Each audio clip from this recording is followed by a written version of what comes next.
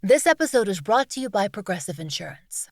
Do you ever think about switching insurance companies to see if you could save some cash? Progressive makes it easy to see if you could save when you bundle your home and auto policies. Try it at Progressive.com. Progressive Casualty Insurance Company and Affiliates. Potential savings will vary. Not available in all states. Listen to one audiobook each month with Amazon Music Unlimited, which now includes access to the largest collection of audiobooks from Audible. Great stories deserve to be heard. So download the Amazon Music app and start listening today. High-interest debt is one of the toughest opponents you'll face. Unless you power up with a SoFi personal loan. A SoFi personal loan could repackage your bad debt into one low fixed-rate monthly payment. It's even got super speed, since you could get the funds as soon as the same day you sign. Visit SoFi.com/power to learn more. That's SoFi.com/POWER. Loans originated by SoFi Bank N.A. Member FDIC. Terms and conditions apply. NMLS 696891.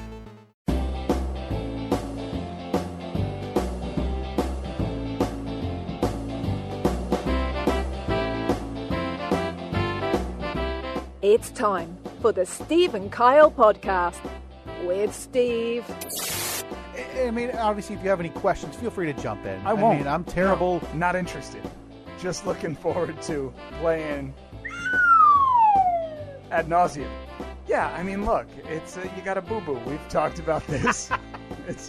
You're all patched up. They said, hey, don't run too much. Yeah. And 6 months later, you're good. Kyle. You were working from home for a little bit. The monkeys had the Ebola outbreak. You were home for a little bit, and you were like, I'm going to have time to set this up now because I'm going to be working right here anyway. So the last whoo-hoo goes down the airwaves. Yeah. You click puddle of mud. Fairly accurate. Start telling them, hey, my connection's bad. Boom, you're out. 10:01. Live on tape from APS 3 point whatever, it's the Steve and Kyle podcast. The incomparable Melissa Vaughn.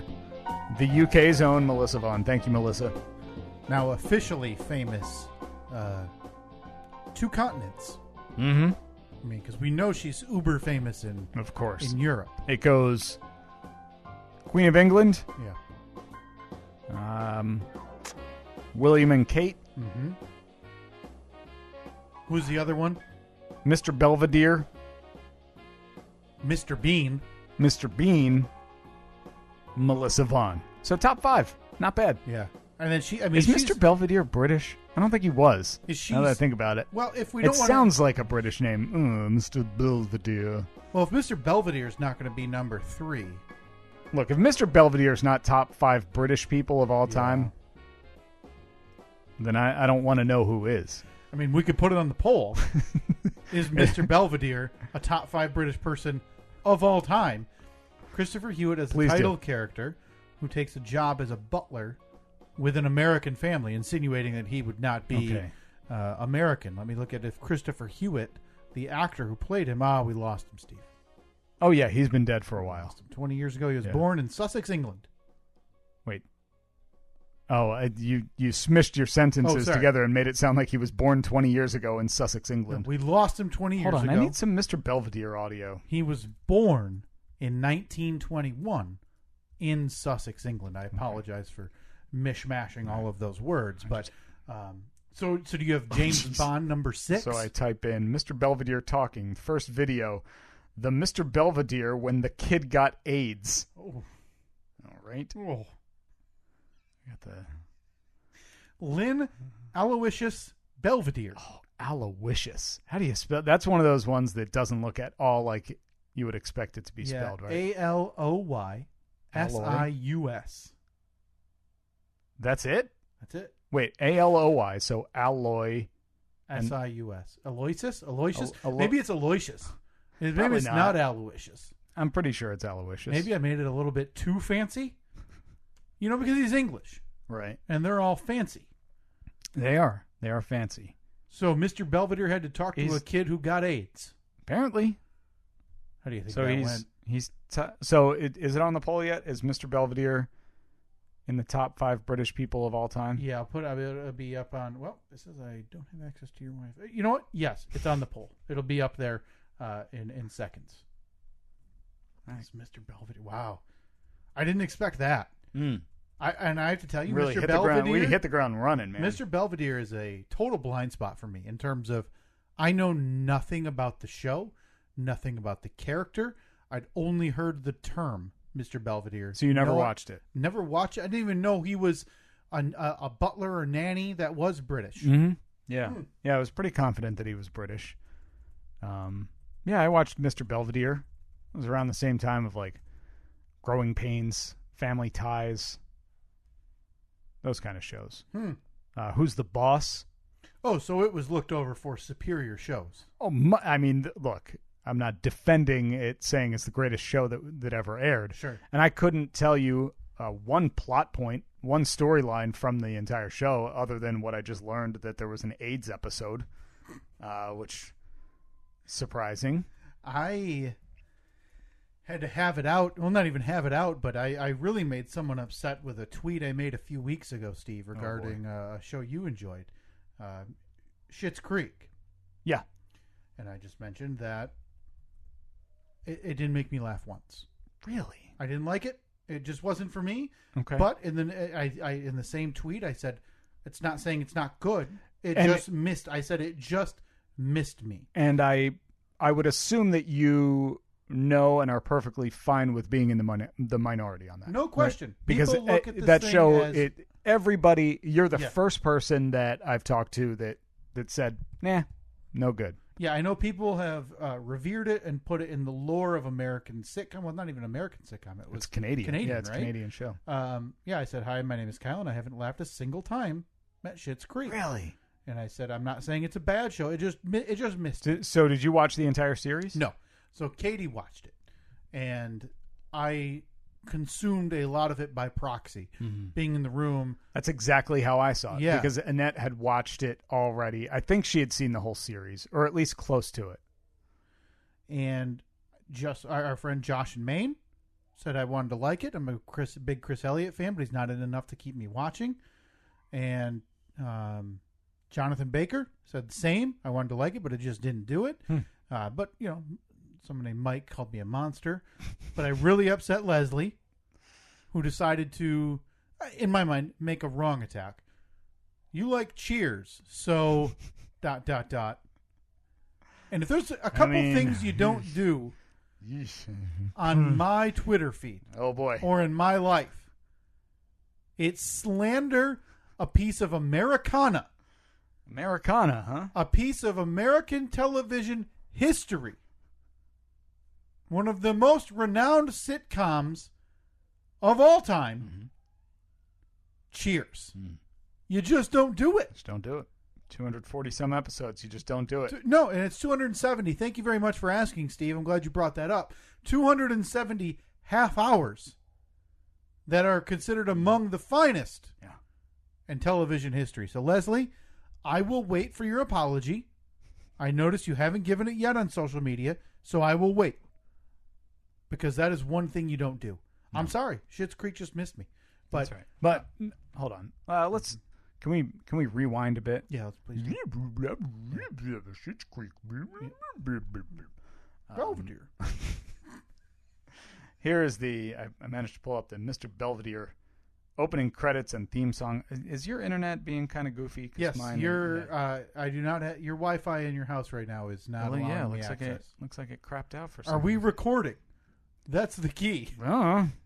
This is going to be already, Steve, for me, a relatively unpleasant episode. So if we get through the next hour... Don't worry. Oh, that's this right. episode's going to be fine. I have the slide whistle. If we get through the next hour, and, you pop the card into your laptop and you say, well, we didn't get anything.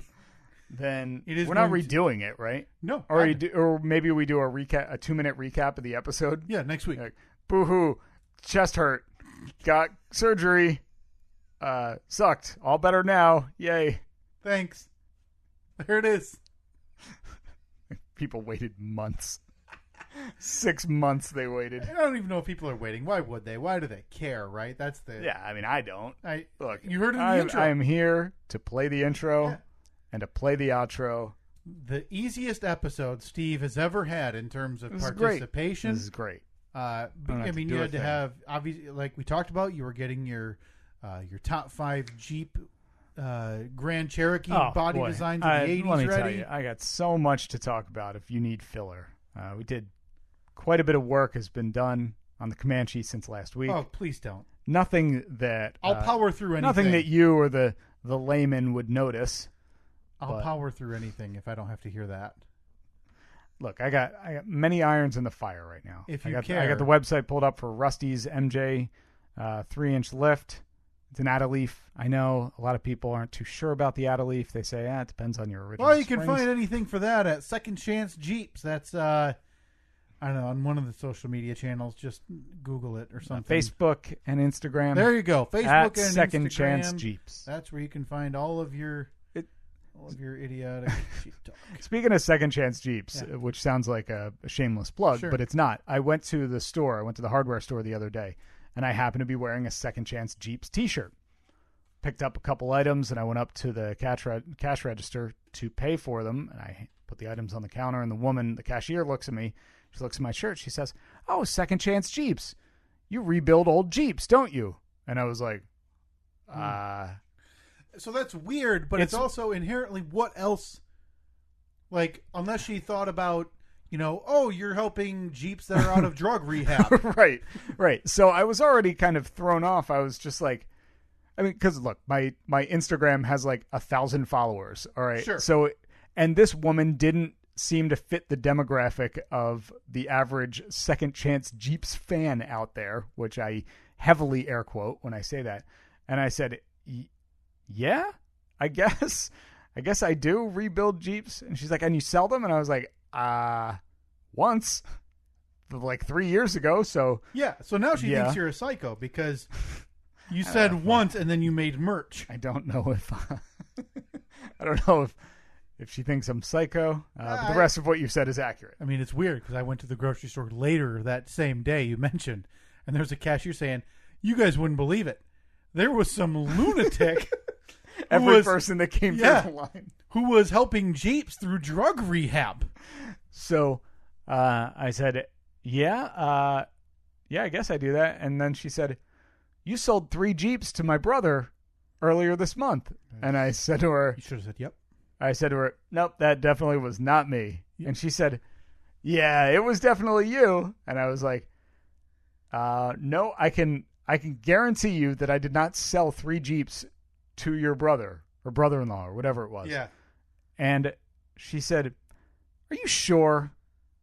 I was like, I've never been more confident that I did not sell your brother 3 vehicles. So we can just kind of agree that I'm right. And she's like, I don't know. I'm pretty sure it was you. What a weird discussion. How are you going to take such a hard stance on that? It's like me walking up to you and be like, you drive a Corolla, don't you? No. Well. You sure? Pretty sure you do, so I guess we'll just agree to disagree on that. So both the 2 polls are on Twitter so far, Steve. Facebook, obviously, I'll have to do that another time. But would Second Chance Jeeps be more interesting if it were helping Jeeps through alcohol or narcotic addiction? Yes. You could probably do a TV show about it. And then, as we talked about, is Mr. Belvedere a top 5 British person? Again, edging out James Bond. Yeah. Shocking. Edging out James Bond. Kind of a hot take there by Steve. I mean, I didn't hear you disagree. No. You heard me not know who Mr. Belvedere was. Right. Which is kind of the same as agreeing. Maybe go back and watch that one. I wonder. The AIDS one? I think the whole series. I mean, you have to appreciate it for all it's worth, not just. You think it's streaming anywhere? Oh, I bet. I'm watching The Wonder Years right now. I'm sure that Mr. Belvedere is, although The Wonder Years is obviously a far superior show. It's like streaming seasons 1 and 2 are on Amazon. How many seasons was this piece of crap? Couldn't have been more than 4. Really? And so this is he's just a uppity British man who becomes a butler. Essentially, yeah. Pretty interesting. Well, you know what? All I can say is I'll throw it on the list. I'm sure I'll get to it. You know something? Just give yourself a little taste. Maybe when you're sitting around later today, you got 23 minutes to kill. Pop in a Mr. Belvedere. If it grabs you, hold on tight because it's going to be a hell of a ride. It looks like somebody illegally uploaded the pilot to one of those video site, Daily Motion. Okay. That's all I see for streaming. So maybe I'll give the pilot of Mr. Belvedere a chance. I appreciate that. Now I'm seeing they did a Mr. Belvedere cast reunion on Zoom last year during the quarantine. How do you do the Mr. Belvedere cast reunion without Mr. Belvedere? He's dead. I said nearly 20 years. I couldn't name one other character on the show. Let me see. I have the cast list pulled up. I need actual names, not actor names. Nope. Wait, was there a Wesley? There was a Wesley. There was a Wesley. It sounds like Wesley was probably one of the kids. Yeah, Wesley was the kid because Bryce he Beckham. got because. All right, so he's probably what 45. Wow, big name here. As I'm assuming one of the kids, Bob Uecker. Bob Uecker was the dad. Oh, the dad. Okay, Yeah. that makes more sense than me thinking in 1990 that 80-year-old now Bob Uecker was one of the kids. Yeah, he played a 9-year-old kid. Well, maybe that's not out of the realm. I forgot that Bob Uecker was in that. Yeah. They've got all the shows now. I think one of the more recent examples, 13 Reasons Why on Netflix, where all of those high school kids are 28 to 32. Yeah. And, hey, you just look young, right? You don't have any, you don't have a beard yet, right? Okay, you're in. Yeah, so I don't recognize any of these other names either. No. We've got, Christopher Hewitt, rest in peace. Eileen Graff played Marcia. Rob Stone played Kevin. Tracy Wells Okay, I remember played that name. Heather. Bryce Beckham played Wesley. Tracy Wells. She's been in something somewhat recent, I think. Oof. I am Clicking on the IMDb. well, I'm on the Wikipedia and they don't even have. She was a guest star on Growing Pains. I don't think you've seen her in it. My impression is she doesn't act anymore. No, I know she doesn't act. She's a realtor. Oh, of course. Because anyone who gets out of the entertainment You have to industry sell houses. goes into real estate. Yeah, because then you want to buy your new humble abode from a TV star. Well, you probably, stick with me here. I think that the only reason that most people that get out of entertainment and go into real estate is because they already have the really good headshots that are perfect for the sign. So you think so you can just Tracy slap Owens or whatever her name is using her headshot Mr. from Belvedere. 1985's Mr. Belvedere? Exactly. I mean, it would be a shame to why are you going to spend a couple $100 on new headshots?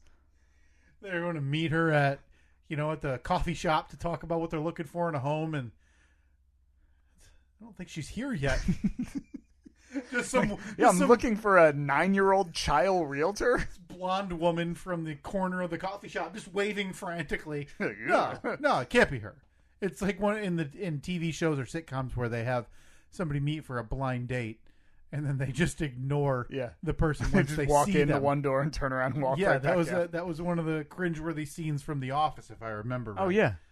Michael Scott. Michael was meeting with I think it was Pam's mom, landlord or something. something. Yeah, that's right. Yeah, it was a landlord. And oh god. Well, Steve, is it time? I think it's time. Is it Don't mind me. Oh, what do you got there? Oh, you got your. Oh, you're putting the metal dice in the. Oh boy, you know what that means. No, we're playing. Time for things to be a real bummer from here on out. Oh, Play you shake that up at all? Bourbon Monopoly. You shook it up first. Yeah, so it's like like water powder mix when you want your tap water to taste like lemonade. Well, yeah. So if you, oh boy, nice heavy hand. So does that mean you're drinking it neat because those haven't been refrigerated? Neat. Yeah. I should have asked you to chill those. Yeah. Those haven't even been washed. No. You like to get that fresh steel. Really. Yeah. It really enhances the flavor of the bourbon. Metal can't get dirty anyway. We all know that. So smells good. Yeah. Give me some bourbon talk. It's neat. So it's warm. I already gave you that. Yeah. It's in a looks like a whiskey glass. What do you call it? A glass? It's a cylinder shape. About, what do you think, 5 inches high? Probably 3. I think 3 inches high? Yeah, 3-4 inches high. It's, I guess, probably about the 2.5, 3 inches in diameter. I was hoping more about the actual bourbon It's itself. got 2 steel cubes in the center. I just put 2 in there this time. Doesn't really do anything for the flavor or the coloring or the... Boy, this is just riveting knowledge. I don't know where I would have gotten this otherwise. I mean, you talk a big game like you're a bourbonite. Any good? Then now remember. Oh, sorry. What am I, an idiot? Now, again, the history of this bottle. Can you pass that over to me? I need to see what. This is called Beer Barrel Bourbon from distilled by New Holland. Yeah, right in town here. Yeah, a local distillery. The origin of this, is that this was on the free table. That's right. The take it if it's here at table. the radio station because it spent over a year, probably a year and a half, in a storage unit that the radio station was recently evicted from. So things had to go someplace. So they brought all of the liquor that was supposed to be for the big New Year's Eve downtown bash this past year. It was left over from New Year's Eve 19. So they brought it all to the radio station and literally sent out an email and said, "Free booze in the break room." Seems like the takeaway there is it's a good thing that your paycheck doesn't come from that company. Yeah. Because getting evicted from storage units. Is it any good? Not exactly. So it is. It is good. It's different. So this is aged in beer barrels instead of your standard charred oak barrels. It is 80 proof, so it's a little on the lighter end for your bourbon. Okay. You're going to want... Then once you get towards the 90 and 100 proof, Steve, that's when you start seeing... Oh, sorry. I was bored out of my mind. That's when you want a little bit more of that melt. For me, anyway. I'm not, a super seasoned bourbon drinker, so I'm sure a lot of people are looking down on me for using ice balls. Why am I... Ice circles? Cubes? No, but it's the rounded... Sphere. Yeah, ice spheres. Ice circles. Like the things you get in slushy at Sonic. Yeah, no, ice globes. I'm comfortable with ice globes. Ice basketballs. Okay, well, these will be on Twitter because we can put multiple options there. Ice spheres, ice balls, ice globes. And what? I'm sorry, I'm updating the show notes. Kyle cracks a bottle of bourbon to prepare for the boo-boo story. Now, I apologies. I mean, no offense. Now, before I get super into it, I need to thank you and Annette. You guys were among a group of people who reached out continually while I was in there to me and to Katie. You came over before I went in for surgery. Was a incredible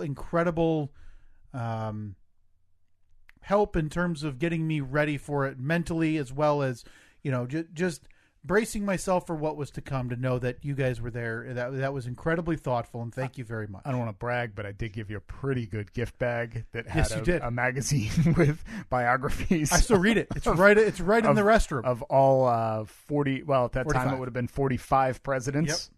Yep, that is it. You came got over. Little sticker shock when I went to the...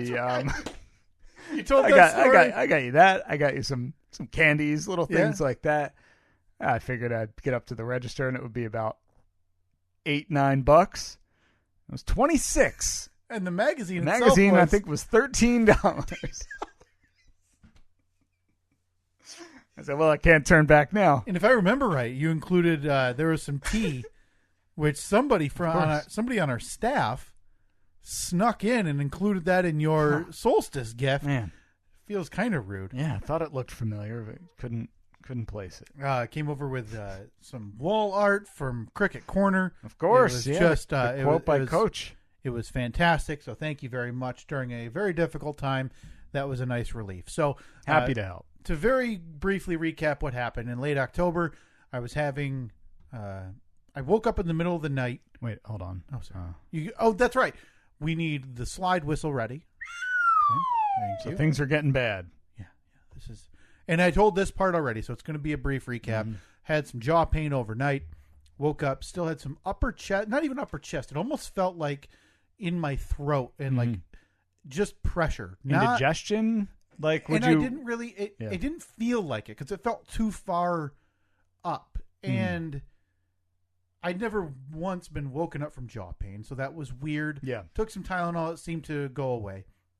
But I was at work, and this pressure in my upper chest wouldn't go away.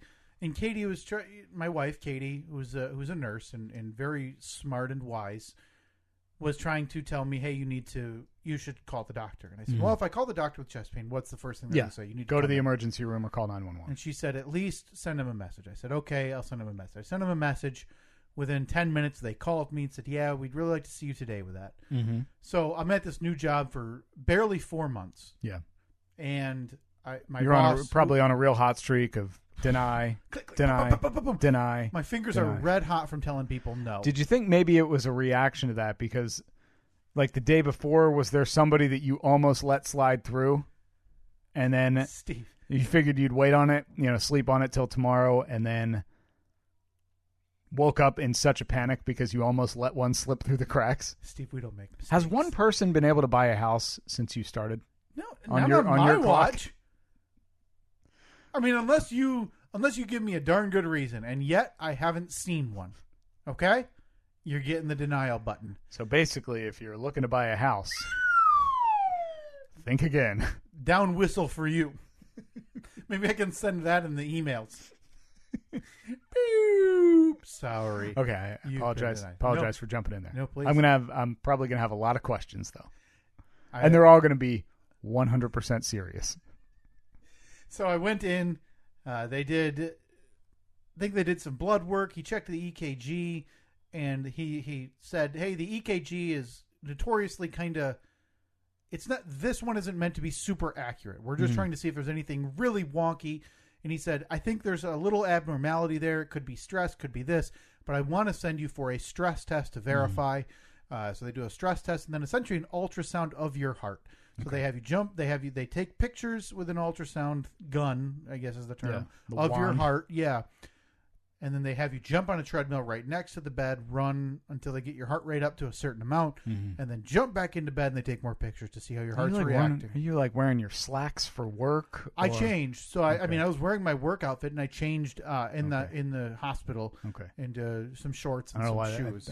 I just feel like it would be really, really. No, difficult it would be uncomfortable. Like, hey, like, let me. You're in your Dockers, and your fancy penny loafers or whatever. I don't know what you wear to work. I've got my Crofton Barrel black dress shoes. Can I run on the treadmill in these? I guess you could if you need to. Yeah. So they went in. I went in for that. They started. This is a couple days after. So this all happens in a 2 to 3 day span. And they're taking pictures, and they kind of gave me an estimate about how long the appointment was going to go because I had initial plans to go back to work because it was early afternoon. So the picture part's taking a little while, but, I know how things work with the ultrasound. Yeah. Maybe she's not... Machines on the fritz. Yeah. And then she gets what appears to be done. She says, okay, put your shirt back on. I'm going to go, shoot the film through the dark room or whatever they do for this stuff. Comes back in a few minutes later, says, okay, you can just leave the shirt on and put your shoes on. Doctor wants to see you in the office. Okay. And I thought, well, she's, not there to tell me that my heart's the best she's ever seen. Yeah. Something's obviously Yep. So went in the office, and it must show on the record that my wife is a nurse at that hospital, at that company. She said, do you want to call your wife? I was like, oh, okay, so it's really bad news. Because, you're not going to call her and he's not going to say like, yep, all good here. Yeah. Hey, what time you taking lunch? Yeah. And I told this part before as well, but I was so nervous that, I called her quick and I said, okay, hey, doctor's in the office, wants to talk to you. She said, okay. I said, all right. The idea was she was going to mute so that, you couldn't hear Reed in the background, whatever. Yeah. I'm so nervous. I'm like, all right, I'm going to mute you. Boom. And I mute her. So you muted her. Yeah. Well, you muted you. Yeah. So I'm just holding the phone out into the middle of this doctor's office in this room for 15 minutes. Sure. And I hear her. I hear a little rustling around. I hear Reed in the background, whatever. And at the end of everything, Doctor goes, okay, Katie, do you have any questions? I said, hey, hon, do you have any questions? And I pressed the button. She goes, no, I've been muted for the last 15 minutes. I didn't hear anything. Jeez. So things are going well. Yeah. And I'm like, well, I'm not going to have this highly paid heart doctor redo that whole speech. Yeah. I'll just fill her in. Yeah. So it's decided there that those pictures show that I have an aortic valve they're supposed to have 3 flaps that allows when it pumps blood out, it does not allow blood to come back in.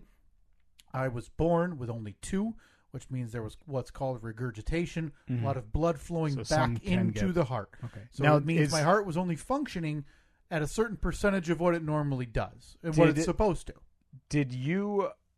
So you didn't know about that beforehand. So at no point in your 30 whatever years had there been an issue with Correct. this. And the only reason you'd notice this is if there's a heart, if one, if it's genetic, they'll try to check you if they know it's in your history. 2, if you've had a heart murmur, or if you have a heart murmur, this could be a reason for it. Mm-hmm. I never had a noticeable heart murmur, I guess, during any of my doctor's visits. No reason for it. Okay. So she lays it bare, and I appreciate her for it. The doctor saying there's only one way to fix it. We have to replace it.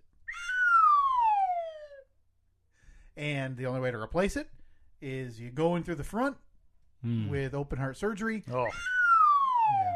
You don't. This isn't one of those that you can go in with like a catheterization type thing through your groin or through your side, and they can just pop it open. Some of them might be kind of. No, you know what? Have fun with them. I mean, play with the slide whistle. It's inherently a toy. Was there any good in this whole meeting? Any good news at all? Was it a sunny day out? Were there it was October. Peanut M&Ms in the vending machine? I mean, it was 2 days before. It was the week before Halloween, so I was looking forward to that. Hey, all right. And also, she told me, hey, you're probably not going to die. Hey, right? Two things. Yeah, exactly. So yeah. So I if you're keeping track at home, couple positives. Couple.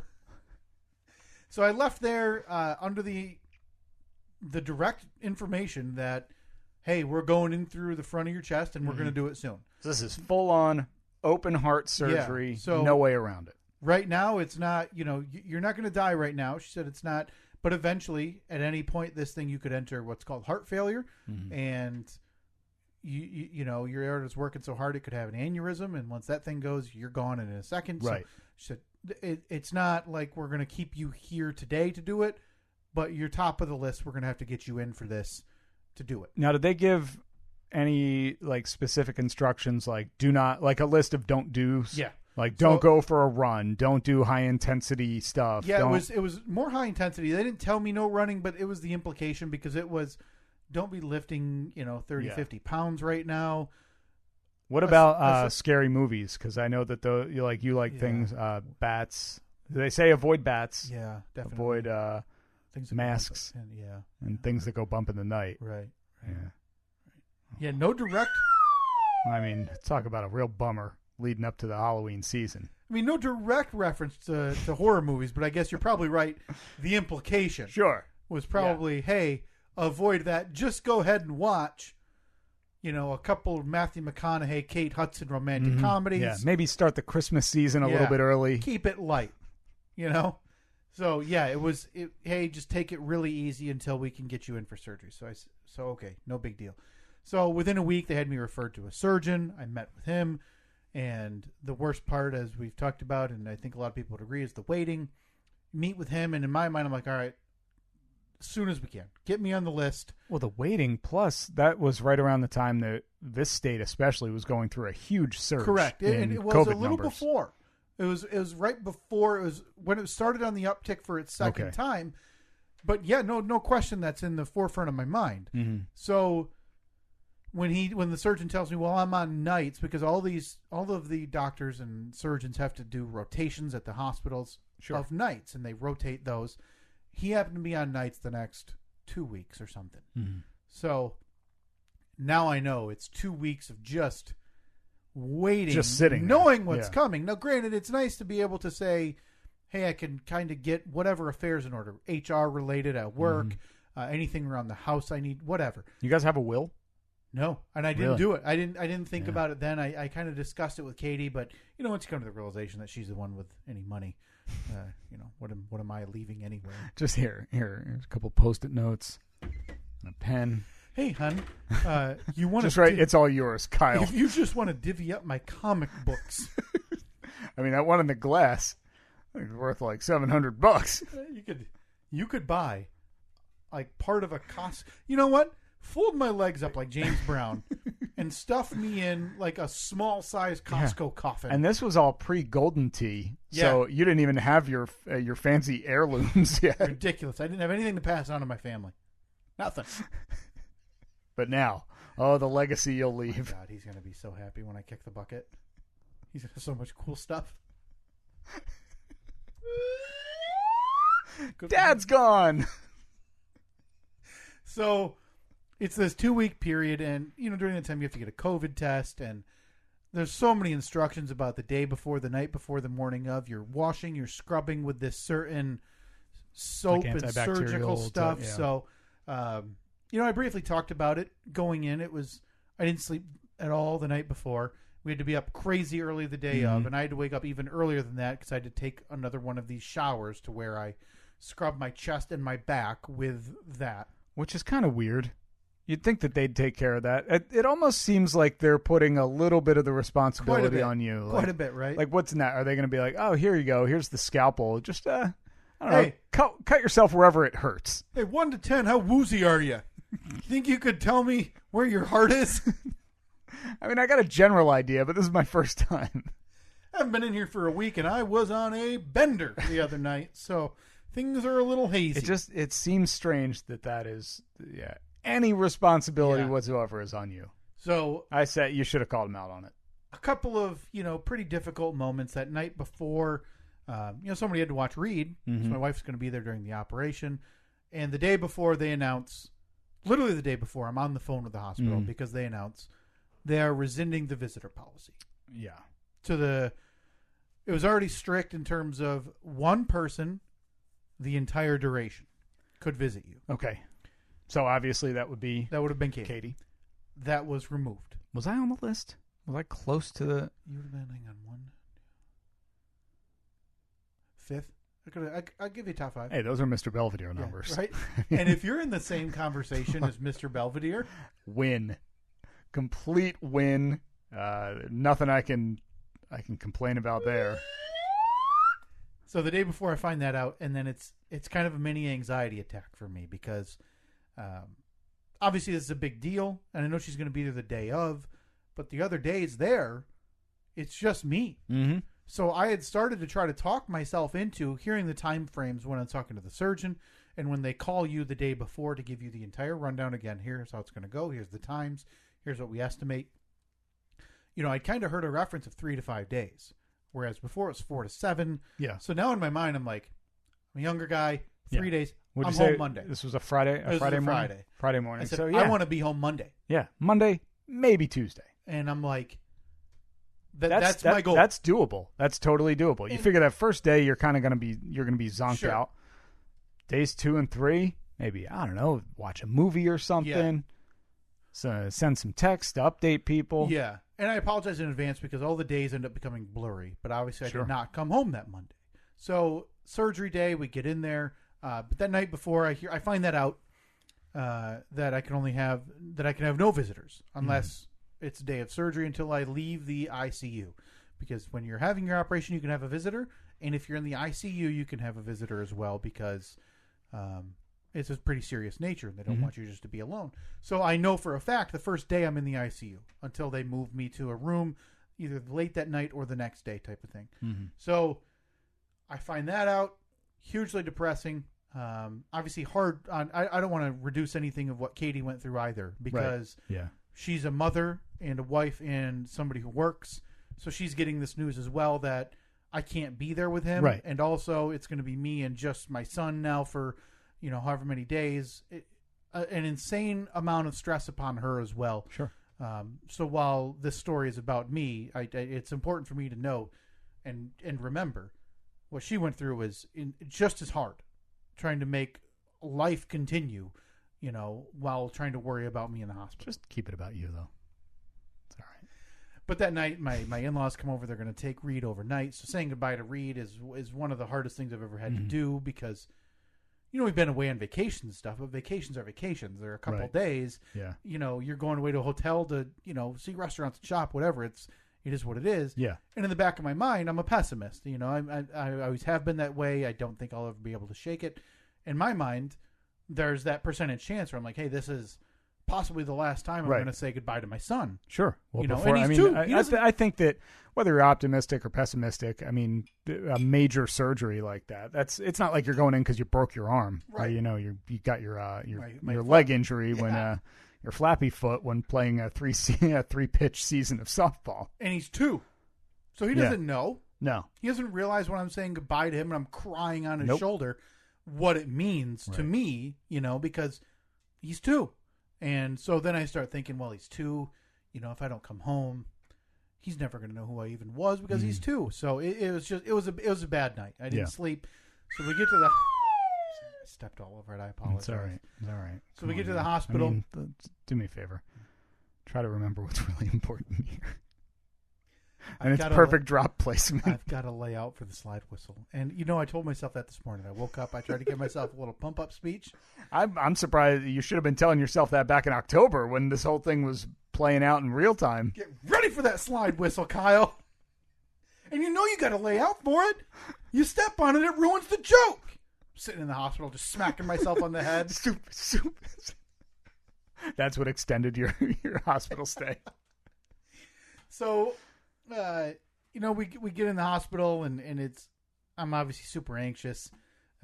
You sit in the bed, they get you all ready and they lather you up with yellow stuff all over your chest and your side and your arms, and they're putting IVs, and it all happens so fast to me, I'm there at 5 or 5:30 and the surgery is until 7:15, and yet boom, boom, boom, there's nurses, there's people in and out, and next thing I know, they're putting like cleansing stuff in your nose, like yellow, not formaldehyde. I don't know what iodine, it was. Yeah, something iodine like that. Solution. And it stinks and it stays in your nose forever. It's awful. And then finally, it's time. And I asked him for, I think Katie asked them in advance, like, hey, can he get something for the anxiety? He's not doing well. And yeah, I can. I know I'm not doing well. So they do. I go in for the surgery. Obviously, I remember going in. I remember being wheeled in, and the same thing that they always tell you is the, breathe, count, whatever. Next thing you know, you're gone. And for me, that's it. I wake up. My biggest fears going in were waking up with the intubation in. That I didn't know, and I know you're on an insane amount of medication. So my biggest fear is waking up feeling that in my throat. Okay, so it's going completely. It goes all the way down. Gotcha. That's what. So when you're on this surgery, you're intubated, and you go on. I think it's called heart-lung bypass. A machine's breathing for you. Yeah. So your heart is not. It stopped. It's horrifying. Yeah. And I tried not to consider too much in advance before the surgery, all of that, because that's a terrifying prospect. The idea that a machine is doing your only real necessary function to live, but a machine's doing. Yeah, I mean, also kind of okay though. Sure. I mean, because you're in there for a reason. Like, and obviously this is easy to say. Right. It's easy for me to say in hindsight. Sure. But you're in there for a reason, and it's because your heart's broken. It's not doing what it's supposed to do. The machine, on the other hand, it's a machine. Right. As long as it's got power, it's going to keep doing what it needs to do. Man, there's 8 to 10 people in this surgical suite. When you see that, it's a little more comforting, right? Yeah. You have a heart surgeon, you have nurses, you have anesthesiology, you have all of these people there that are, presumably very good at what they do. But it doesn't reduce the idea that in seconds I'm going to be asleep and they're slicing me open and sawing me open through the center of my sternum. Oof. So it ended up being about, from what I now am told, about 9 hours or so. I got about 5 o'clock. Katie told me I was out and I was wheeled into recovery. And now Katie's an ER nurse. Katie has seen people in all different states of health and bad health. And one of my biggest fears going in to this was I am still stuck with an image of when my father had triple bypass surgery years ago. Okay, I think it was more than 10 years ago at this point. And we're all waiting in the room or in the lobby, and doctor comes out and says, "Okay, he's in the room. You guys can go see him. He's out. He's going to be out for a little while." And I rounded that corner, and he's still the intubation in. Mm-hmm. And it's not just a tiny tube going in. Yeah, it's a large like tube, a and it's fully taped. It's like a full face mask. It's basically. ridiculous. Yeah. And I rounded the corner, I saw him, and I did a 180 and walked away. I said, "There's no way. I cannot see that." And that image, it was, Steve, I'm not kidding you, it was a second and a half that I saw that before I turned around. And it's still burned into my brain seeing it's him one like of those that.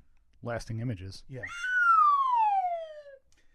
So I part of me, Look, by the way, if you need a joke at any time. Oh, yeah. No, trust me. Let me know. We will. I had told Katie, not trying to be a tough guy, but like, hey, you don't need to go in there, obviously, when I'm still asleep. Like, I remember my dad, I said, "I know you've seen that, people," but I said, for me, it scarred me.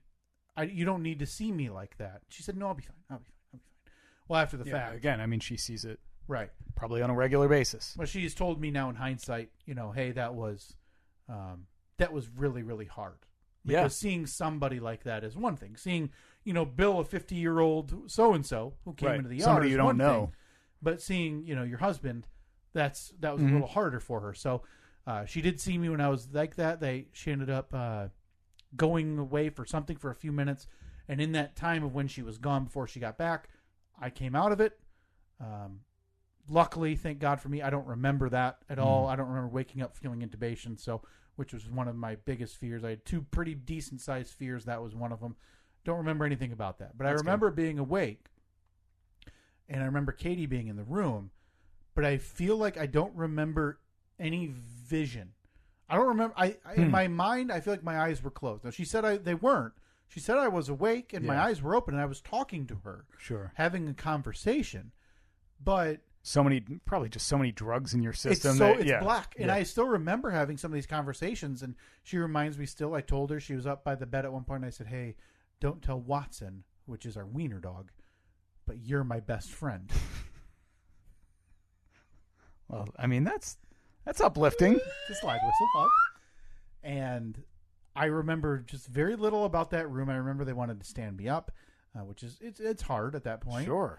But how remember many? one of and them, this is like right after surgery. Yeah, this is a couple hours. Oh, wow. Yeah, and I remember one of the nurses, and I complained about him a couple of times to Katie. He might have been in the room again. My vision's black. I don't know what he looks like. I remember his name, and I'm not going to say it because it's not fair. But did you say like, "Hey, that guy Ed, he's the worst"? He was very aggressive about standing up or doing something. Okay. And I turned to Katie and I said something about like, "Boy, really aggressive, that guy." And then he came back in, and he was one of the people who helped me stand up, because obviously it takes a little bit of help to get up right then. And I was like, "Geez, man, take it easy." Something like that, because he was pretty rough, getting me up. I don't know if I had made him mad by calling him rude when he was in the room the first time. Whatever. So after that, I don't remember much. I remember they said they're going to bring me to a room. Katie had to leave. I said, "Hey, I'll see you in a few days." In my mind, the surgery went well. Yeah. That's what the surgeon told Katie. There was a few. So what they did was they replaced the aortic valve with a artificial pig or cow valve in there. While they were in there, they also did a bypass on one of my arteries in my heart that had a decent sized blockage, because they said, while we're in there, we might as well. Mm-hmm. They just have that like at the ready. Well, I think that's easy for them, because they're literally just chop and then rehook. But I'm saying because I mean the parts. Like, no, they knew in advance that they were going to do the bypass. Oh, I got you. So before, after the stress test and the ultrasound, I had to go in for a full CT scan of everything, because they needed to see it with the dye, where they shoot dye into you. Right. Because they need to see exactly where it's leaking. Okay. And so that they had a full picture of my heart during the weeks that I had to wait. Right. To where they saw, hey, there's a blockage here. It's not a major one. It's not going to put you. You're not in any huge risk for a heart attack with this. But while you're in there, we're cutting you open anyway. Yeah. Let's fix it while we can. So sure, no big deal. So they were going to take a vein from my leg for that. So they did. All went fine. He said that the valve. He told Katie the valve was a little more screwed up than they anticipated, which has been a running theme through all 3 of my surgeries that I can remember in my adult, when my brother broke my nose, and the surgeon told Katie. Oh, by the way, we're gonna lose Robert in about 11 minutes. Oh my God, I gotta pick up the pace. I'm sorry. The surgeon. I just want him to hear the end of the story. Yeah, no, I know he doesn't know. He's been waiting. Haven't talked to him in months. How you doing out there? How are those kids? What are they, Bobby and 5 and 8 now. Oh my God. The surgeon who fixed my nose, it's like, yeah, I think it was really broken in there, like a lot of pieces. You never want to hear that after a surgery on you. There were a lot of pieces in there. And then the Achilles, it said like, yeah, it was in really bad shape down there. And now they said that the valve was even worse than they initially even thought in terms of what type of shape it was in. So surgeon went fine. They got me into my room. And now these first 3 days or so, I'm in there. Now, again, I went in thinking, hey, I'm a younger guy. I can get out Monday. It's 3 days. It's on the front end of 3 to 5. Yep. It didn't take long for me to understand that's not going to happen. I wasn't even able to get off oxygen. So they had an IV in pretty continually, but then they also have that thing that sits on your finger to check your oxygen level. Yeah. So I had oxygen in my nose, and they would take it out, and it just could not stay at a normal level. It was in the 70s and 80s, and you need that thing at 95 plus continually to be, to live. So you have that. They give you a little machine with a ball in it that you have to blow into a tube. Yeah. And you need to keep that at a certain level. And that, for a certain amount of time. Because Yeah, you want to make sure you can't get, and I apologize. I know people out there who have had things like this done, or they know what it is, but I think it's not to get pneumonia. Probably. In your lungs, I think. And I would assume to so. keep them working, so whatever. They have me walking, so I'm walking more feet in a row as the days go on. But it's also hard, and I'm not sitting here and saying the nurses are bad, because they're not. They're insanely amazing people at what they do. What I'm saying is during this spell with COVID, when they can't have visitors do a massive service to people in the hospital. When it's family, they're reminding you to eat. They're asking you if you have to go to the restroom. They're asking, hey, can I help them go? Can I help them take a walk? Whatever. They're kind of keeping you on a normal schedule. Mm-hmm. Well, when you're a nurse in a place like this with so many patients to different degrees of they need you or they don't need you, you don't get lost in the shuffle, but they can't be your mother. Yeah. They can't be your wife, reminding you to order lunch, dinner, hey, it's time for a walk. A lot of that is on you. Mm-hmm. But it was just a different time to be in the hospital. You didn't see the nurse a ton. So I started to try to keep track of I know I need medication at this time and this time. Right. Whatever. So I know I'm having issues with my oxygen. I don't know what it means. I don't know. They seem to be pretty comfortable with the idea that it'll shore up. You just need some, start exercising and, eventually it kind of fixes itself. I'm on a ton of medication. I'm not going to the restroom, which, that's because I'm not eating. Mm-hmm. So that's a big concern. They have to catheterize me, which just to get me to be able to go to the bathroom, which is, if you've never had a catheter awake, it's not recommended. It's not pleasant. So I remember I had that. My whole stay, I had that 4 times while I'm awake. And I remember the 4th time they're doing a kidney ultrasound on me. Mm-hmm. And I forget what it's called. Or, I'm sorry, not kidney, bladder. To where they're checking how much urine is in my bladder because they know, hey, if he's not urinating, we need to get it out. Right. So I'm sitting here now, but it happens enough times that I now know what I'm looking for on the screen when they're doing it to be under a certain number. Because now I'm stressed. I'm like, I know I need to pee. I just can't. Yeah. And anytime it's above the certain number, like we've got to catheterize you. So the 4th time, I just remember breaking down, crying. I said, I can't keep doing this. This feels awful constantly. Not that it's intended to be a good feeling, mm-hmm. but it's awful. And they do it. And finally, 4 or 5 days, I'm able to start going to the restroom. And it's like the biggest weight off my shoulder ever that I don't have to be catheterized again. So the oxygen's still an issue. But at this point, they're among the thinking that, hey, there's nothing really more we need to or can do for him. He's walking. He's going to the restroom. It's just the oxygen level, but his wound is healed fine.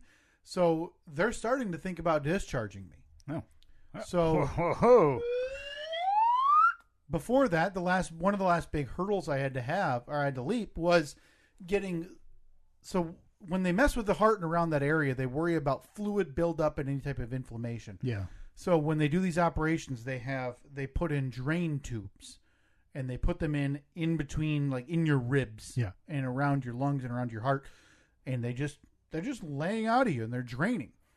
And they had kind of prepared me, beforehand that that's one of the more uncomfortable things you're going to encounter in terms of your pain. That's going to be one of the ones that you're not going to like. Yeah. And so I'm worried about that. I know the tubes are there. In terms of pain, though, everything kind of hurts at that point. I can't sleep. My chest hurts. My back is killing me.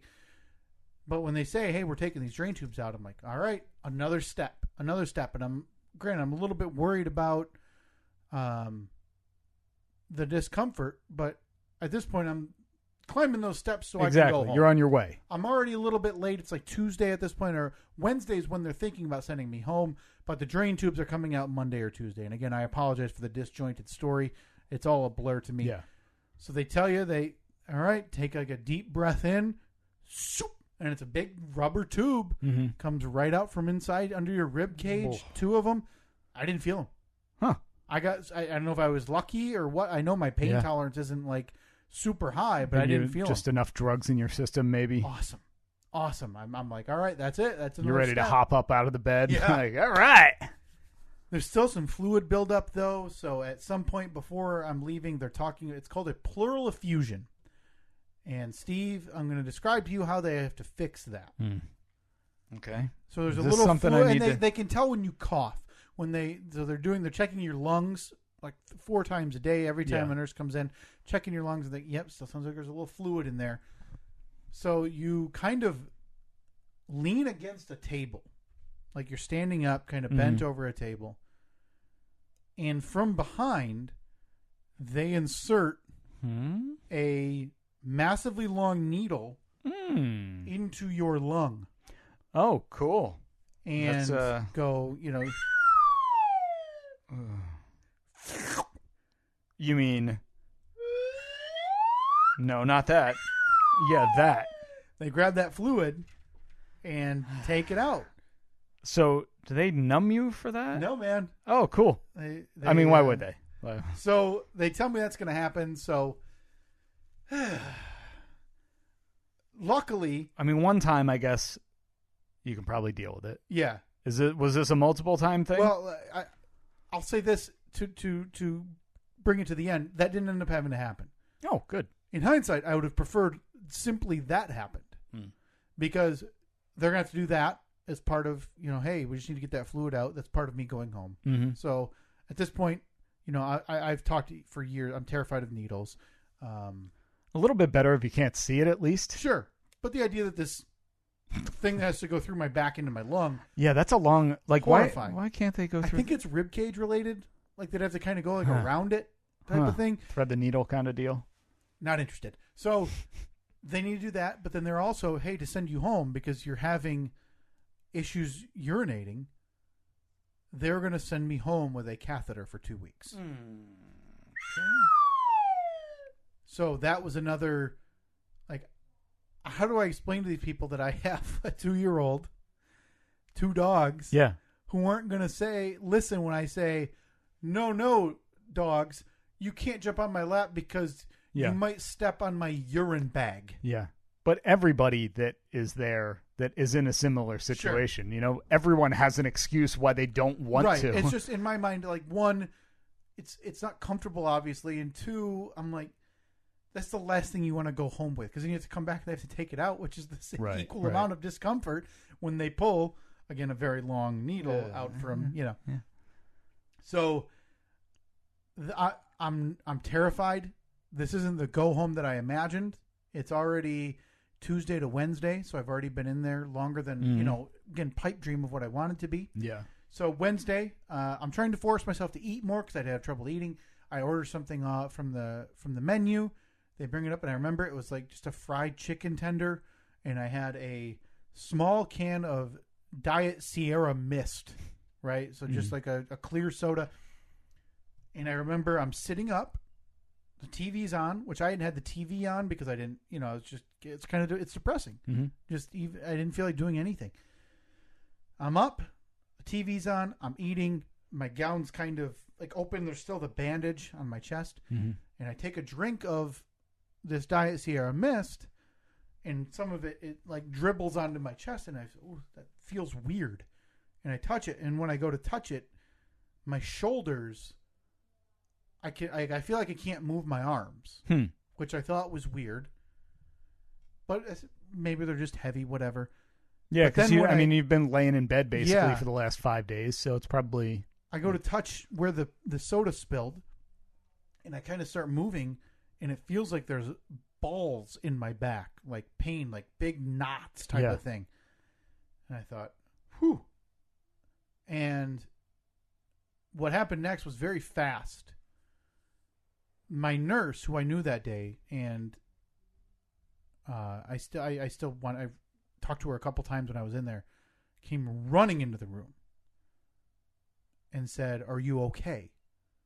And I said, I don't think so. And like, were you feeling like lightheaded? It didn't even feel that way. It just felt weird. Like I couldn't move my arms at that point.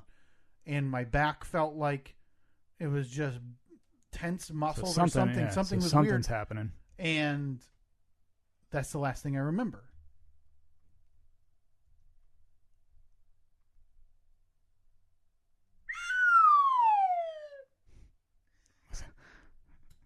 Was that inappropriate there? No. Sometimes I can't judge the pauses. So Not at all. if it was, something, I'm going to just say, no offense. Oh, dang it. Can't be so offended if you want to be offended, yeah, I can't. You got to get you got to get it in there quick. I have to be offended. But you can't talk over the whistle. Right. A lot of things So into I mean, consideration. it's a tight gap. So the reason that's the last thing I remember is I woke up what sounds like was only seconds later with that nurse reviving me because she ran over to me as I, by her count, slumped over, and she says she didn't feel a pulse. Whoa. So she started to do chest compressions on me. She didn't do many, but that's what I woke up to. So you woke up to her doing chest compressions? With a 4 to 5 day freshly cracked sternum. Can't imagine that. It's the worst pain I've ever felt. It's good for the healing. It's the worst pain I've ever felt. And no offense. I remember waking up, feeling that chest compression going, because it hurt like so bad. Mm-hmm. And I wake up in a panic. Yeah. Because there's now 8 to 10 people in there. Yeah. Well, what I had heard, I hadn't seen myself, is they have codes and alarms that go off on this floor in the heart center that bing, bing, and all you would hear is footsteps. And everybody who's not with a patient at that time has to go to that code. Right. Or go to that room to check on that patient. So my own surgeon happened to be there that day. The guy who did my heart surgery in the room. Every nurse. And I wake up to her doing compressions. Doctors talking. Do this, do that, medication, yada, yada, yada. And you wake up in a panic, right? Mm-hmm. And I'm like, what's wrong? Am I dying? Mm-hmm. Am I dying? I keep asking that. And they don't answer. Right. Which is the scary part right at the start. So then I'm awake. And they're talking about, they got the IV already hooked up. They're putting a different medicine in me to help slow my heart, whatever. And I just start telling, like, hey, call my wife. And I see a nurse grab the phone. And that's when I knew this is bad. Mm-hmm. I don't know if my nurse was calling Katie right at that point. Right. My timeline for what happened to me from when she got called, I don't know if they did. Yeah. It's not like she got a call. To you, it looked like it. Yeah. Yeah. even still leaving the room to call somebody, it still had me terrified. You know, I wake up and I'm thinking about, one, I'm dying, but I'm awake, so like I'm not going in my sleep. Right. So yeah, which is I'm watching and feeling this yeah. happen. So all my mind is going through is, oh my God, Katie, oh my God, Reed, which is what my biggest fear was before even going in the hospital. So they brought me down to the ICU again. Katie was able to come up. Total, you know, big group watching you constantly in your bed and in your room. Put me on some medication to help fix whatever was going on. I get down to the ICU and I asked a couple nurses, and Katie said, hey, can you please see if her name is Shelby, if Shelby is working? Because if she has a minute, I would love to talk to her, you know, have her come down if she can. I'm lucid now. I shouldn't say lucid. I don't remember a lot of my time in the ICU.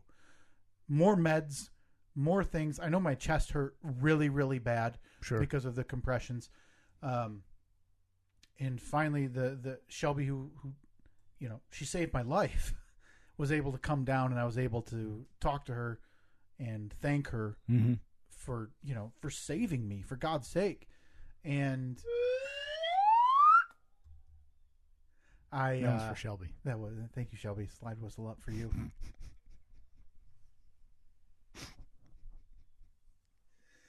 She had said that she had been monitoring. She was at like the nurse's station. So she, you know, they have the monitors for all of every patient there up on a wall type of thing. And she had been seeing mine, and my heart rate had kind of increased to, it was high. It was over 100. Shouldn't be that way. No. I didn't feel it though, which is what That's felt weird to me. But I mean, you were probably, because you were obviously still in pain from the surgery, you were probably feeling a million other things. Yeah. And with medications and everything, like drugs coursing through you. It's just so... I guess I wouldn't be surprised that it wasn't something that you immediately felt. Yeah. And they, she told me that I saw that, and then I saw it spike. She said I saw it go over 200 beats per minute. Oh, she said it. Wow, that's like what, 3 times faster than it should be? Well, my resting heart rate is about 60. Okay, yeah, so it ended up getting to 250 beats per minute. 250, which is what they call it's heart arrhythmia. Oh, so they had to do some medication to kind of. They almost shocked me when I was awake. Oh, they almost used the defibrillator when I was awake. She said.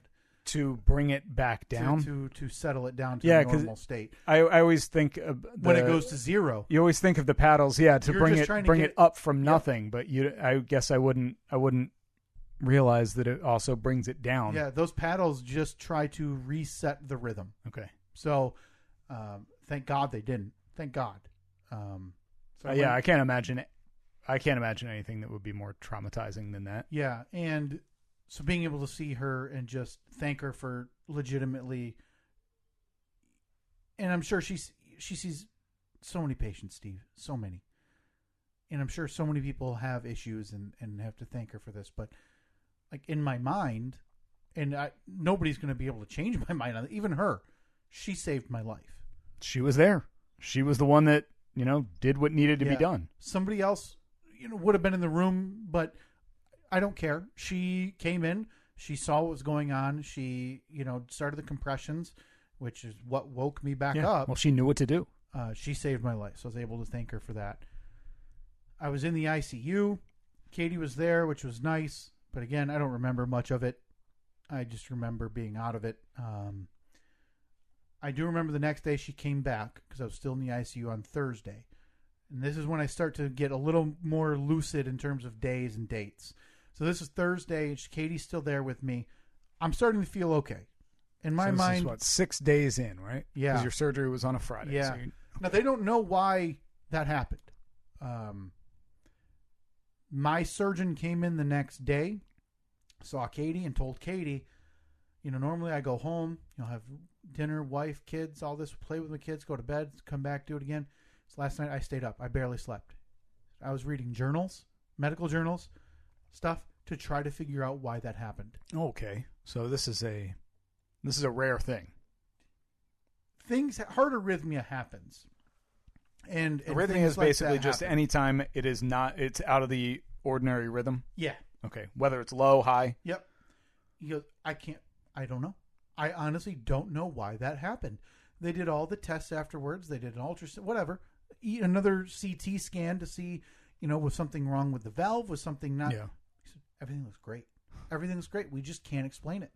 So that Thursday, I'm a little more lucid. Which sucks, man. Yeah. Because now you're you're the medical mystery. I would rather have an illness that they can diagnose, even if it's a little bit worse, but they know what it is, right? Well, because rather than have the unknown. That's the equivalent of them saying, "No, I've never seen this before in my life." Like, no, I don't want that. I want the common. I want the common thing. Give me I had this last week. Yeah, I've done 4 of these in the last 2 weeks. Unbelievable. So that Thursday, Katie's still there, and at some point said, "Hey, I have to pee."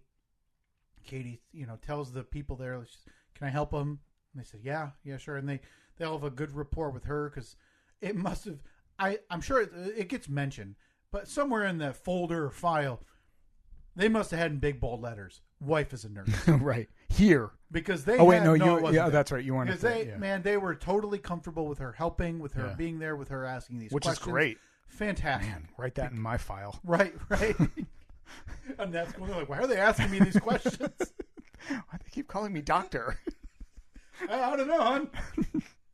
So she helps me stand up and walk over to the toilet, and I stand up there and try to go to the bathroom, and I feel while I'm standing there tunnel vision. And I remember yelling, "I need to lay down. I need to lay down," because I know I'm about to. And then I hear beep, beep, beep, everything going off again. It's happening. Because you're still hooked up to monitors and everything. It's happening again. So in my mind... No offense. So in my mind, I'm about to go unconscious and have to be revived again. So they helped me get over to the bed really quickly and lay down, and I was able to kind of work through it, I guess. They didn't... Like, it stabilized on its own. They didn't have to... Yeah, they didn't shock me. They didn't have to do any chest compressions or anything weird. I was still on this They put me on I was on an IV, and I think they quick shoot some medication in there. And I think that because I was on a few different medications for this heart arrhythmia while I was in there, and now I'm on one at home. Okay. So at this point, they're baffled. They don't know what to do. So they bring in a cardiologist or an electrocardiologist. I don't know the terminology. I apologize. They decide, hey, we don't really know what's going on or why this has happened twice. My surgeon seems to think his explanation, and I don't mean this to sound flippant because it's not. Anytime we kind of get in there and poke around your heart, whether it's valve, it can kind of act funny for a while. He goes, but the only thing that's concerning is that'll happen a day or two after. Yeah. That won't happen 6 days after your heart surgery usually. So it's almost like the heart is still kind of figuring itself out. It's like, somebody was in here. Something's going wrong. Yeah, very weird. And, they had said part of it was still inflamed, but he said that happens because, listen, we cut a piece out, put a new one in, and sewed you back up type of stuff. It's got to heal. So that Thursday comes and that happens, and they said, okay, we're going to keep you on, this medicine. I'm going to bring you back up to a room, which means bye-bye to my wife again. Mm-hmm. And then I start having meetings with cardiologists or an electrocardiologist, whatever it was. The thinking is that now, because we don't really know why that happened, but they told, I forget if they told me or if they told Katie, they said it's a good thing it happened here, because instead of, planning him going home, you'd be planning his funeral. No offense. Which is a scary thing to hear. Yeah. Yeah, I would imagine so. Mm-hmm. So they decide we're going to install an internal defibrillator, not a pacemaker, a defibrillator that is hooked to your heart, that if that arrhythmia happens, that certain kind happens, it'll shock you back to presumably a normal heart rate. Okay. I always thought that was a pacemaker. I don't know. I think that just gives... I don't know if a pacemaker gives you just kind of a buzz to get it back normal or what. I don't know. So this thing, they tell me this on Thursday or Friday. And in my mind, I'm already like, what are we doing tonight? Yeah. Yeah, get me in there now. Call the on-call whatever surgeon. Right. Give me a student. I don't care. Ship me on down. Because this surgery sounds, it's much less invasive. They're not going through my chest. Okay. They're going into my side. They're not touching my heart directly. Okay. So, in my mind, hey, I'm terrified of surgery, but in comparatively, yeah, this is nothing. Let's do it. Walk in the park. You know what? I'll even pass the anesthesia if it means I can go home sooner. Whatever. Yeah, right. So this give me a pencil to chew on. So I'm on some medication to correct this arrhythmia. They need to wean me off of that. Oh, of course. Yeah. So they tell me, we'll get you in Monday. So Thursday again, right? Yep. So right, I'm so you got flying all Friday, past. all Saturday. Well, at least you could watch some football on Sunday. College care. football on Saturday. Here's what I want to say about my state when I was in the hospital. And I know I probably texted you a few times. I texted family, friends. I video chatted with my wife and my parents and everything. I don't consider myself a person with depression. I never have. Mm-hmm. There's no question, though, that when I was in the hospital after these episodes that I had in the ICU, that I was battling, whether you want to call it a bout of depression, bouts of whatever. I was in a really, really, really bad state. No offense. To the point where I was video chatting, but it wasn't good for anybody I was video chatting with because I was just breaking down crying every time. Well, I mean, I think anybody in this situation is going to, like, obviously there's nothing to be ashamed about or anything like that. But I mean, I think that's a perfectly normal thing to feel. Right. You know, you just keep, like, they just keep moving the goalposts on you. It's like, oh, well, and you'll be out of here Tuesday. You'll be out of here Wednesday. Yeah. But, and again, it's not their fault. Not their right? fault. Not their fault at all. It's a terrible bribe. What happened is a terrible thing. If they had sent me home Wednesday before 4:00, there's a good chance I'm dead. Yeah. So while it's a good thing that it happened at the hospital, it's still a really tough time being there alone, fully alone. Yeah. And now knowing you got about 4 days, all of Thursday, all of Friday, all of Saturday, all of Sunday, Monday surgery. Maybe out Tuesday. Tuesday's the goal. Yeah. But it's that idea of, I just got 4 days by myself now. Yeah. And that's not like some vacation. It's terrible. No, you're just everything hurts. My back is terrible from sleeping in this hospital bed. So these video chats just end up with me crying, and my wife and my parents asking, well, what's wrong? And it's the same thing every time. I just want to go home. Yeah. That's all I'm saying. I just want to go home. It's so hard being away. Your parents, nephews, but your wife and your son. It was the hardest thing I've ever dealt with. And those last 4 days are among the hardest days I've ever lived. Sitting there, I'm not on many pain meds because it doesn't hurt that bad. I've been in there long enough that I'm on Tylenol type level. Yeah, you're healing. Your body's healing. So I'm just sitting there, Steve. I'm waiting for a physical therapy or occupational therapy, maybe once a day. I stared. Honest to God, I'm not exaggerating. I didn't turn the television on. I packed 2 books. Didn't open them in my backpack. I didn't even open my backpack with stuff I brought. My mom made me like a little flip book of photos of Reed to look at. Nothing. I just sat there. It was total, unlike I'd ever felt in my life. Except the presidential magazine. I mean, how else are you going to learn all those facts about Ulysses S. Grant? Oh, God, what a drunk he was, right? I mean, talk about the issue of a war hero being elevated to the level of president based on his wartime merits. It happened with Eisenhower. But as you heard in my top 10 presidents, I included Eisenhower on my... No offense. No offense. So, by Sunday, I decided to turn on the TV. But that's also a little bit of tomorrow's a day, guys. Yeah, tomorrow's a day. Like, exactly. Hey, up and at 'em, nurses and docs. Let's go. Yeah, going on vacation tomorrow. You get that little bit of energy the And day Sunday, before. I lost, and I'll be the first to admit it, I lost any type of patience I had with the hospital, the nurses, the doctors.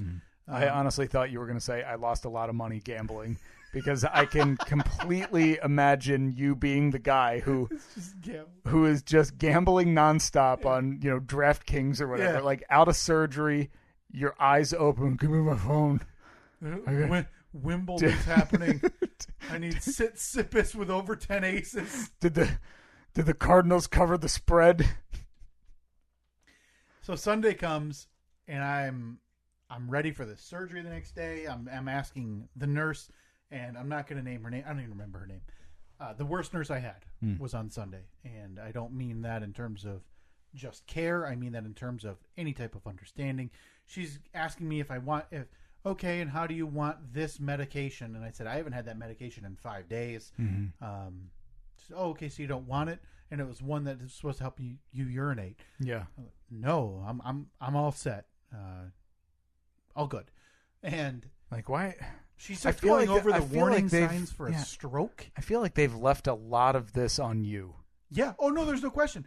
To this last day before my surgery, not last day, but last day before surgery, I'm asking for my meds at a certain time because I know they need to be on a schedule. I'm taking this medicine that they're weaning me off of, so they're giving me the meds at 9 and 9, and then every 2 hours after that, they're doing an EKG to see how I'm reacting. Okay. So I know I need these at certain times. If you want the EKG to happen. So I'm the one calling, and they're busy. Granted, I get it. They're not coming. It's taking 30 to 45 minutes to get a Tylenol type of stuff. Yeah. It's the type of thing you read about where you're like, I don't really like that. She was very nice. She wasn't the best nurse I had when I was in there. So the first thing out of my mouth when she comes in at 6, 7 a.m. is, I've been reading this manual, or the hospital book that they have in all the rooms. I'm having a surgery tomorrow. Now, I know I'm already in here, but the visitor rule is that I can have a visitor when I'm having an operation or in the ICU. Can you find out if I can have someone, because I'm already admitted, can I have someone here tomorrow? Oh, yeah, let me look. Man, hours go by. Finally, I take the hospital book, and I call the main number, and I explain my question, explain all this. They transfer me a couple of times until finally I get transferred, and I hear the phone ringing at the nurse's station outside my room. Now, okay, did you do a funny voice like, hello? I hung up because they're not going to know the answer. That's not who I'm looking for. I need like a hospital administrator, right? Someone to make this determination. So then I'm like, all right, I just start buzzing my nurse because, hey, is there any update on that? Hey, is there any update on that? Nothing. Nope. They're still asking. Still trying to figure it out. It has to go to, they finally said it has to go to hospital management. Mm-hmm.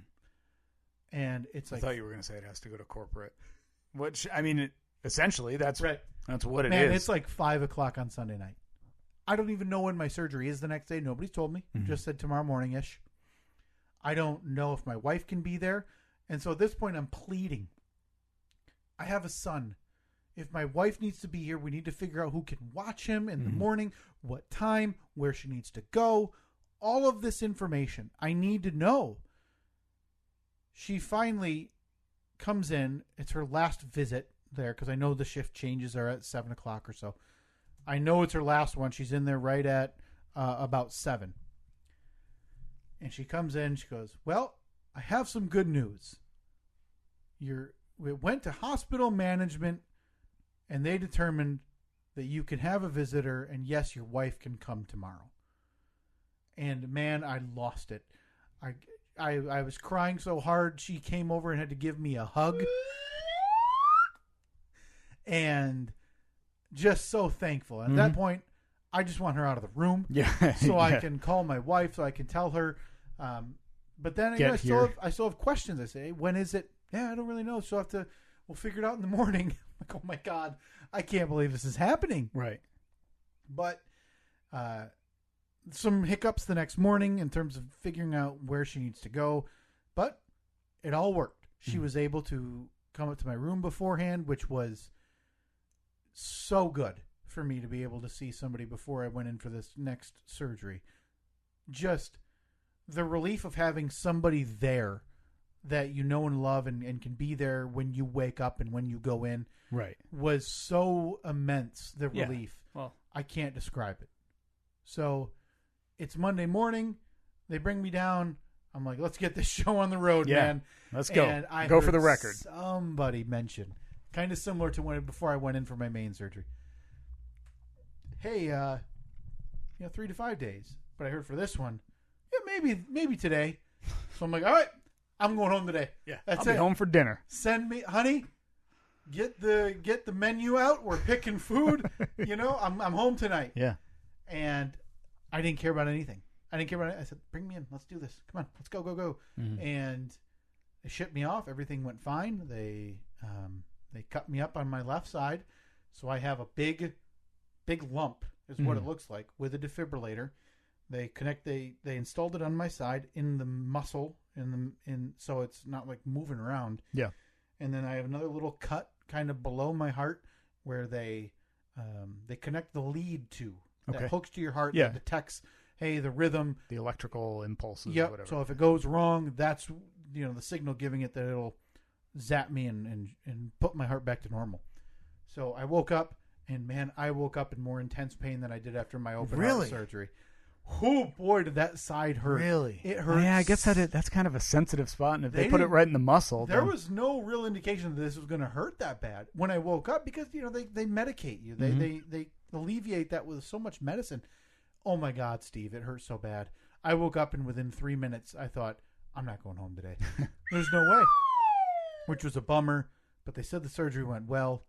Said goodbye to Katie and went back up to my room and was able to get through that day with no real issue. Finally, I was like, I know I'd weaned myself off all the bigger pain meds, the muscle relaxers and stuff. I said, I need something. I said, give me a double dose of muscle relaxer and the upgraded pain meds so I can sleep tonight because I am in such pain right now with this side. They did. I slept for a little bit, not long. 7 a.m. rolled around. Man, I'm. Where's the nurse? Tuesday morning. Tuesday morning. Where's the doc? Where's the nurse? Surgeon? I don't care. Let's get him in here. Start giving me the lowdown on discharge because I know only certain levels of people can discharge you. Mm-hmm. She's in at 9. I'm like, what do I got to do? I'll do a quick jog down the hallway to show you I can walk. Right. Whatever.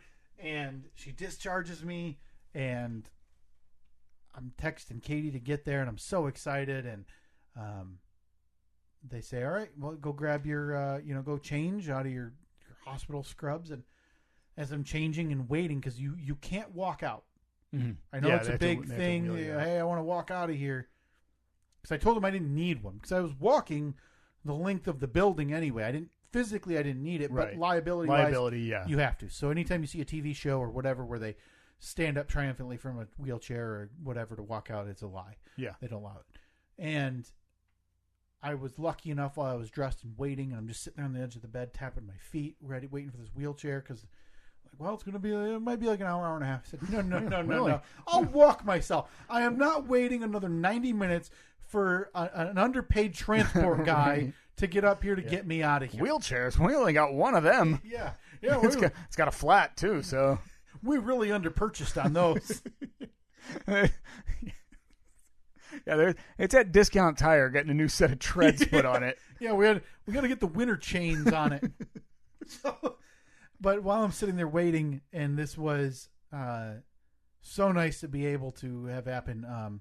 Shelby, the nurse who revived me and who saw me a couple of times, she was never my daily nurse after that day. Which you never know. There's a lot of nurses, and it's all in a rotation about what side of the floor they're on. It's a big floor. Yeah. She came in to talk to me, which was just so nice to be able to see her again and be able to again thank her in person for saving me, and for also appearing to be, 95 pounds, so she didn't re-break my sternum when she was doing compressions. So that was, it's COVID. I can't really go up to her and give her a hug, Mm-hmm. but I, expressed my thanks beyond belief to her. So that was very nice. They wheeled me down, and I was able to go home after a very, very long, Steve, 12 days in the hospital. The overwhelming majority of it with nobody there, nobody able to visit, which was, again, as I mentioned, the hardest part. I think with any type of visitor or family or being able to see you on a daily basis helps the recovery, and it helps you want to go home. I think, mentally, it's a, there's a reason why they put people in isolation to torture them. You know? Right. Like that's brutal. I didn't know what to expect, obviously, with how hard it was going to be, and finding out the day before that I'm not going to be able to have any visitors made it harder, because you're going into this expectation. Yeah, it's only one person the whole time, which is a bummer, but at least you get to see that you get somebody. Yeah, you get one. Yeah, so to have even that ripped from me was a little bit difficult to encounter, but 12 long days. I now take a heart arrhythmia pill twice a day. I take a cholesterol pill once a day. Once a week, I have a little machine that is hooked up Bluetooth to my defibrillator that I push the little button on, and it sends the record of you're uploading? I'm uploading on a weekly basis, so they can monitor, see if there's anything weird. That's how they get you, man. You got 5G in that thing? I had the chip before all you guys did with the vaccine. So that's my day-to-day. It took me a little while. Probably I didn't eat good or anything for about 2 weeks. I lost, I think it was 28 pounds. Damn. When I was in there. Bonus. Yeah. Little diet. And some pretty bad pain there for a while. Difficulty sleeping for a few weeks at least. But I was able to be home for Thanksgiving. I was able to be home for the holidays, which was one of my main goals when going in. So really, the trade-off, your everyday life is basically no different, because you got to take a couple pills, but that's boom down the hatch. Yeah, there's some discomfort. Like if I lay on the side with my defibrillator, it's not that deep. It hurts. Yeah, like it's a little box. Does it hurt because it's there, or does it hurt because it's like still tender or whatever? Because it's there. It's just there. So all my wounds are healed up. So that I've had 4 or 5 follow-ups, a couple with my surgeon, a couple with the person who installed the defibrillator. There's a chance I'll have to undergo another operation this fall. Okay. Because they don't think I need to be on this medication. Mm-hmm. And I am incredibly fearful of not being on that medication, because in my mind, that's the only thing right now keeping that from happening again. If that's unlikely, I don't know. They don't know. So it's a non-toxic pill anyway. So it's one of those that, you hear about a lot of meds. Hey, if you take this for 10, 15 years, it starts to ruin your liver or whatever. Yeah. This has none of those effects. Okay. So right now I take that twice a day, but in November or in the fall, they said they may want to bring me in after weaning me off of this medication, put me out, and it's not a scientific description or a medical description. They want to go in there and prod my heart a little bit with electrical waves to see if they can make it do that arrhythmia on its own. So if they can kind of jostle it to where that happens while they're shooting electrical currents while I'm unconscious, then they would keep me on the medication. But at that point, if nothing happened while they were in there, they would say you don't need to take those pills anymore. I'm surprised that they can't tell from the data that you're sending to them on a weekly basis. But I'm on the pills. So they need to know. The idea is that, hey, we can either wean you off and you can just say, try it without the medication, or the option I just described in a controlled environment to where they go in there and see, is your heart going to react? So if something does happen, they would be able to fix it instantly and say, okay, we still don't know. So that's on the table for this fall. I'm choosing not to think about it because I can't think about going under for another surgery right now. And, but hey, I feel pretty good. I went for a few jogs this week. Yeah? Horrible.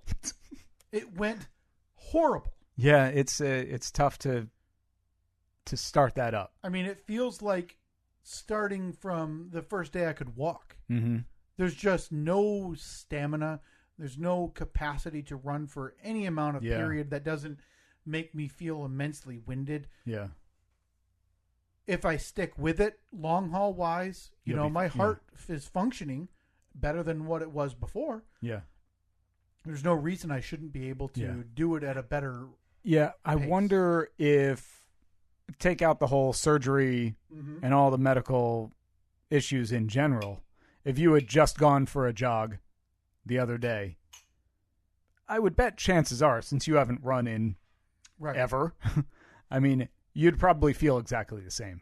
Yeah, maybe. I would bet. Yeah. Because even somebody like me who I've run a ton, but if I take 6 months off, that first one back, it's like it's the first time I've ever done it. And I mean, this is 6 months off or however long off from, it took me a while just to be able to, my daily exercise, Steve, when I got home was walking to the mailbox and back. Mm-hmm. And that was taking it out of me. I took a shower. I'd have to sit down and I'd get out of the shower and I would get dressed and I would I'm out. Like I'm just exhausted after that. Mm-hmm. And it's to that degree that your body is so starting over after something like this that just to be able to, like I said, to walk to the end of my road and back took quite a bit of time after I got home before I was super winded. Right. So much better state than I was. Still lingering, and I don't like. I don't know if the term is PTSD, Steve. It sure sounds like it. I mean, I feel it feels weird for me to say that though because I don't want to take that term. No. From a group that has traumatic memories from war or whatever, but that's how I can compare it to, when I got home and I didn't even realize this until somewhat recently. My wife's watched Grey's Anatomy for eternity, and she had it on after I was home because I wasn't working for a while. I was home and I had to get up and leave the room. And she said, "What are you doing in the bedroom?" I said, "I'm just going to read." I said, "I can't really look at that show with the hospital right now." I said, "It's giving me bad memories." And there was a commercial that aired in Michigan that I don't know if it aired nationally, but I know it was in Michigan, where it was set to the song "Auld Lang Syne," but it was that music playing with lights flashing outside of a hospital room and doctors and nurses sprinting into that room. Yeah. And then they showed like a doctor or whoever doing compressions on the person. And it was an but it was like a, hey, wear your mask, do this type of thing for COVID because this is what could happen. But I saw that for the first time and lost it, like just emotionally broke down, couldn't, just all came flooding back what had happened that Wednesday. Oh my God. And I saw it on a few times after that, and it's just me scrambling for the television remote, turning the channel and not being able to, turn it fast enough and just not wanting to see even a second of that commercial. And then after a few days home, I decided to look at, they take notes and they give you those notes every day you're in the hospital. Yeah. And I got to that, flipping through, it's all kind of nothing major. It's all just talking about oxygen levels and whatever. Yeah, vital signs and stuff. It gets to that Wednesday, and I start reading the note of, code blue, this and that, and I start to cry and have to throw my phone away from me so I don't read it anymore. And it's okay, I'm not ready to read those details yet. So, it's been 6 months. 6 months this week. It was 6 months on May 13th. Hey, happy anniversary. You made it 6 months. Hey. That is what people say.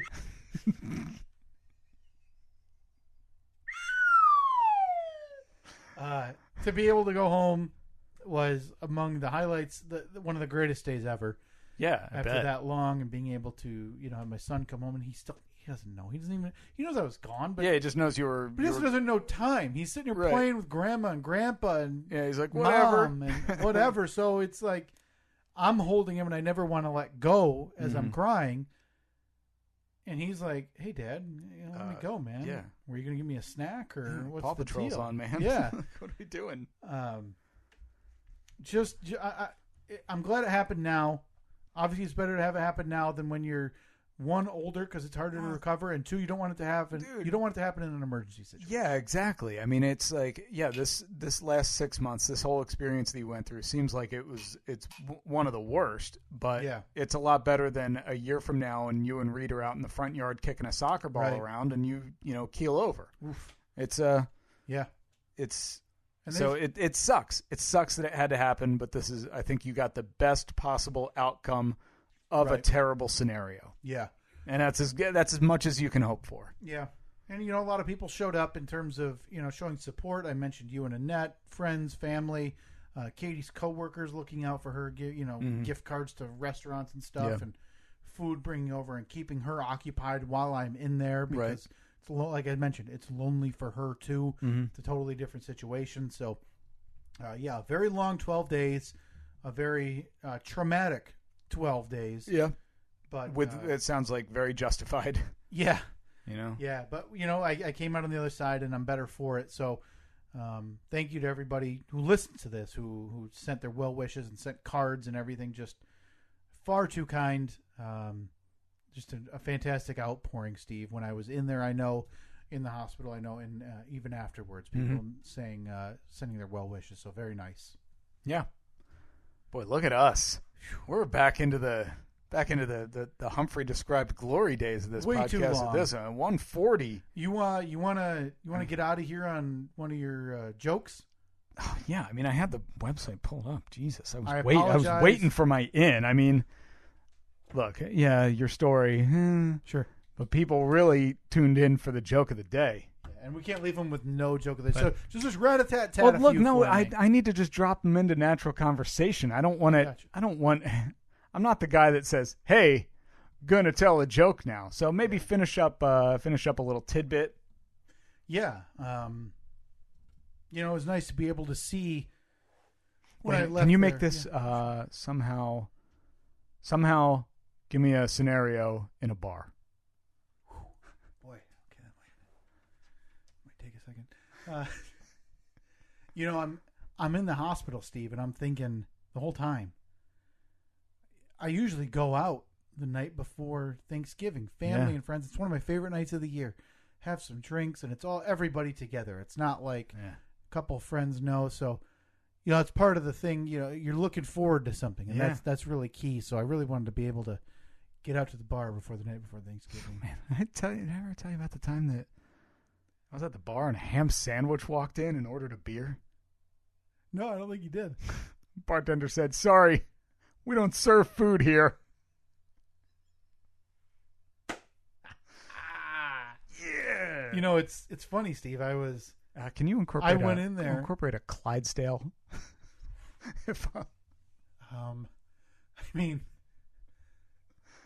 No. I do maybe know talk another, about Budweiser. I know another option though. I got you. Wait a minute. I could set this up for you if you want. Hey, you were talking about that commercial that you watched with the Auld Lang Syne. Yeah. It really got to you. Yeah, that did. Remember that Budweiser commercial with the Clydesdales? Clydesdales? You're talking about the one with the Clydesdales, and I'm assuming you're talking about the one that they did. They only aired the one year, one time. Oh boy, those Budweiser Clydesdales. Hey, speaking of Clydesdales, why did the Clydesdale give the pony a glass of water? Why would he do that? Because he was a little horse.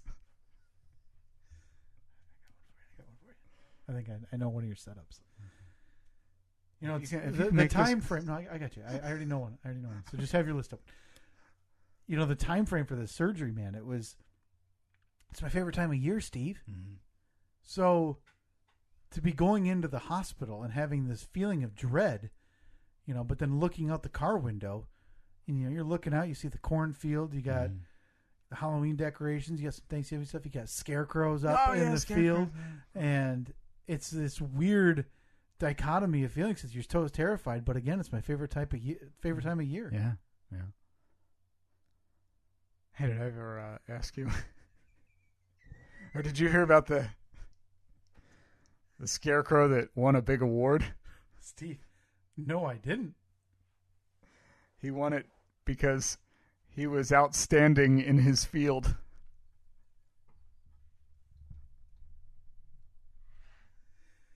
Well, there you have it. We got some jokes of the day for you in there. I didn't want to leave you hanging. I appreciate that. You had the whole routine, the whole stand-up routine set up, but glad you were able to get them out. I mean, there are things that people tune into this podcast for. There's no question, and today was lacking in a lot of those. So I'm glad you tried to button that up at the end of the show. Oh, boy. We got a couple polls up on Facebook and Twitter. Yes. At Steve and Kyle. Facebook, Twitter, Instagram at Steve and Kyle. Just posted that picture of the beautiful pen and letter opener set that we had. Will Egan, our friend Will Egan, thank you very much for that again. Thank you very much, Will. Feel good to get the story out there? It did. You know, I'll look back on it and, not even like the way I told it because I don't. Just don't listen to it like I always do with this podcast. Think I'm listening to this ever again? Unsubscribe.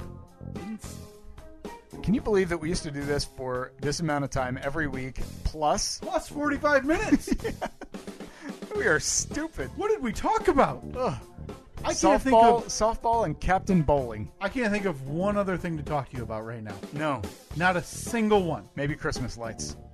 Maybe a garage door install. Those are our... Like, remember we talked about if we did the word cloud? Yeah. Or the common topics on this show. Right. Boy, I don't know if I could ever do a 3-hour one. Do you think? But again, stay tuned for the Cure for the Cure. Coming July 10, 6-hour live stream. Where we raise money for a charity we haven't decided with guests we haven't contacted and other bits we haven't thought of. Maybe we got to start going back to the bowling alley on Thursday nights. Their pizza was outstanding. Maybe we should just go there, not bowl. Yeah. All right, Facebook, Twitter, Instagram at Steve and Kyle. We will talk to you next week. See you.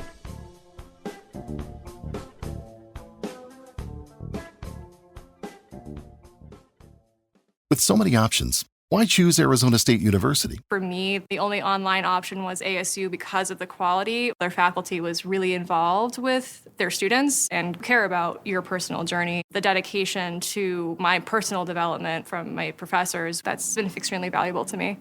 Earn your degree from the nation's most innovative university. Online.